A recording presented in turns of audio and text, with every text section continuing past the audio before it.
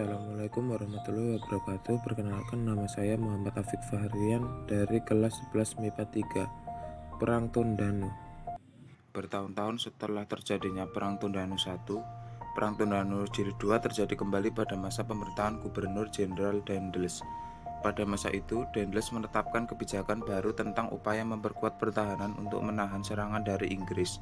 Salah satu caranya adalah dengan merekrut pasukan dari kalangan pribumi, yaitu suku-suku yang memiliki jiwa keberanian tinggi untuk berperang seperti Madura, Dayak, dan Minahasa. Kapten Harting, residen Manado, Prediger, diperintahkan olehnya untuk bergegas mengumpulkan para ukung walak atau pemimpin adat daerah setingkat distrik kecamatan dalam satu tempat. Oleh karena itu, pemerintahan Belanda mengumpulkan para pemimpin adat agar menyediakan pasukan dan dikirim ke Jawa. Minahasa ditargetkan untuk mengirim 2000 pemuda ke Jawa untuk menjadi calon pasukan Hindia Belanda. Namun, kebijakan ini ditolak oleh orang Minahasa. Justru mereka ingin melakukan perlawanan terhadap kolonial Belanda dan aktivitas perjuangan ini dipusatkan di Tondano. Dalam suasana yang semakin kritis dan mendesak, pemerintah kolonial Belanda kembali menyerang dengan menerapkan strategi membendung kembali Sungai Temberan. Tetapi strategi ini justru nantinya menjadi bumerang bagi Belanda, karena Sungai Temberan yang dibendung mulai meluap sehingga mempersulit pasukan Belanda sendiri.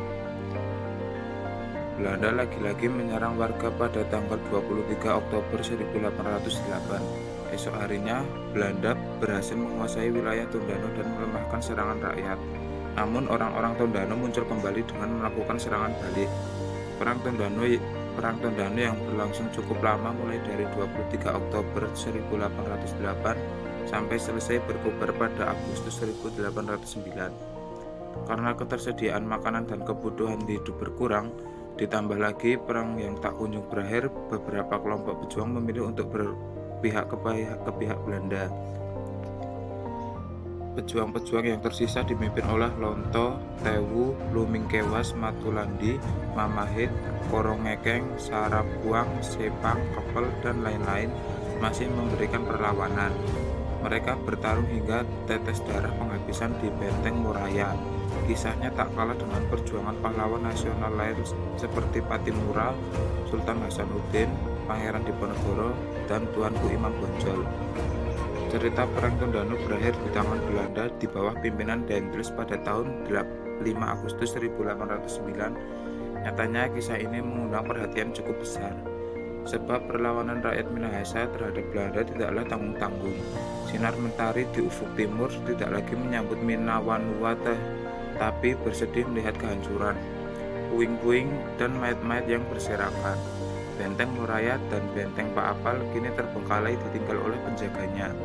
Wanua atau pemukiman tercinta telah musnah diterjang kompeni. Walaupun kalah, para pejuang memilih untuk mati daripada menyerah.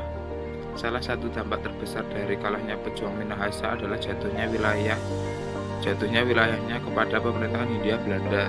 Selain itu, dampak lain dari hasil Perang Tondano adalah 1. Jatuhnya korban dari kedua belah pihak. 2. Kerugian sumber daya baik uang, logistik, dan manusia dari kedua belah pihak.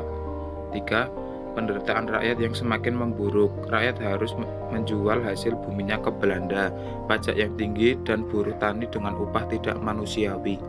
4. Terpengaruhnya orang-orang Minahasa, terutama pejabat pribumi, oleh Belanda.